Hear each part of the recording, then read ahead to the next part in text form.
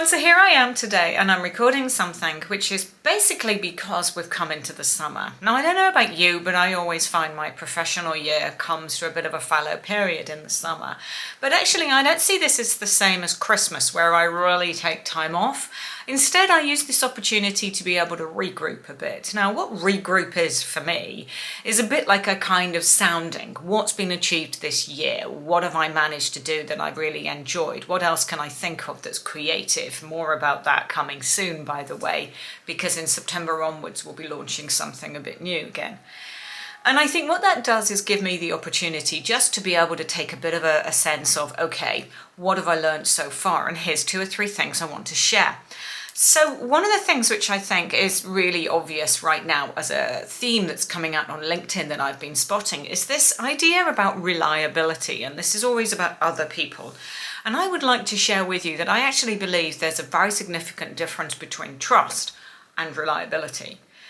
So I had a PA at one point who I could completely trust. So I gave her access to my credit card. I was asking her to be able to book train journeys for me, plane journeys, you name it. And she was particularly good at that, and I would never have questioned in a million years about giving her access effectively to my account. But the thing that she wasn't so good at doing was actually getting on with these jobs without me having to check them. Now that is not just because I'm a control freak. That's the reliability piece in action. If you don't have to go back to check, if you're not making a point of saying, how are we doing with that? Where are we at? Is it sorted? What else do you need from me? Then you have got a super reliable person. Now contrast that with my PA now, who's called Helen. Helen is both trustworthy and reliable. And although actually on the whole I still really book my own train and journeys, she does a really brilliant job, so much so that I never have to check on her.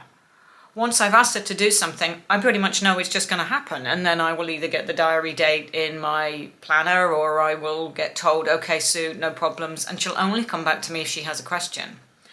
And that is both trustworthy and reliable, so that's what you really want.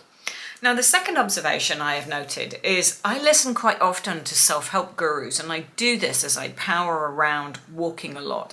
Unfortunately, I've now got osteoarthritis in my left foot, which means I can no longer run, and although this is a source of immense disappointment for me, I am finding other ways in which I can still stay fit, and exercise of some form is still really necessary.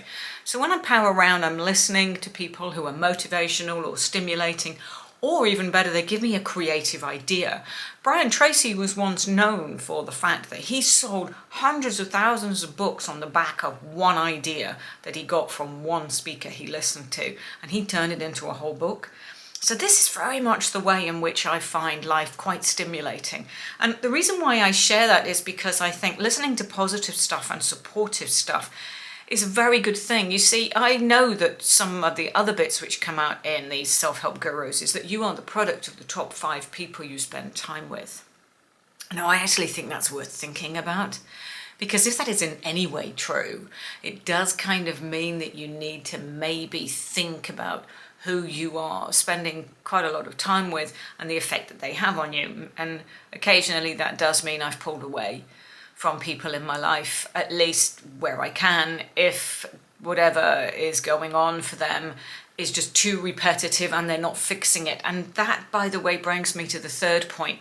What you want is when someone brings a problem to you, although it's blindingly obvious because we've always talked about the fact that we want them to bring a fix as well, even in our personal lives, we don't really want people to constantly get stuck with the same stuff, because it tends to mean they're either not learning from the lesson that they're being shown, which is what my hand is meant to represent, the red flag that keeps coming up, or they're just not moving on. They're just stuck. They've got stuck somewhere in the past. And you know, this is pretty important. Another thing that came to mind is you teach other people how to treat you. So that point of where if they are becoming toxic and where you're allowing that to happen does sometimes mean you've got to really get courageous and actually talk to them about that so that they are able to break through that. And if not with your help, then maybe they go and seek some professional help. And the other one which I just wanted to leave you with, it's curious really, I think insomnia has been a problem for me for many years, but you know what, although lots of us go through phases of this, mine came about because I began to understand it better. It is an habitual default So I don't have it all of the time, but I started to develop it after my divorce, and that was probably because obviously I was going through a terribly worrying and very troublesome time. And it developed the habit of waking at night, which would then start the chomping in my head of problems and so forth. But you know what, now, even though that habit just defaults into my life, there's nothing really worrying me of anything like the same size, I don't fight it. In fact, if anything, I'm offering you a thought. I take a few minutes just to be able to watch something that's really just lightweight, that's very easy, and I find these on Instagram and TikTok. And there are two reasons why I do this. One is because there's some really fabulous humorous stuff out there. There are some kids who are just actors and actresses, trust me, and they are beautiful. Or little puppy dogs and stuff they do, and little babies and things they do. And it lifts my mood and it lightens whatever's going on in my head. And there's a final one I'd like to leave you with. There was a beautiful series of 4 or 5 conclusions that had been beautifully crafted, imagery included, and one of them was this: there's no such thing as being bored, there's only doing too little of what you were put on this planet to really do well. And that left me with an utter light bulb. And I woke this morning, powered around the village, and this is why I'm creatively designing something that's due out in September. So take care, everyone. I'll be back in touch with that very soon, and have a good rest of your summer.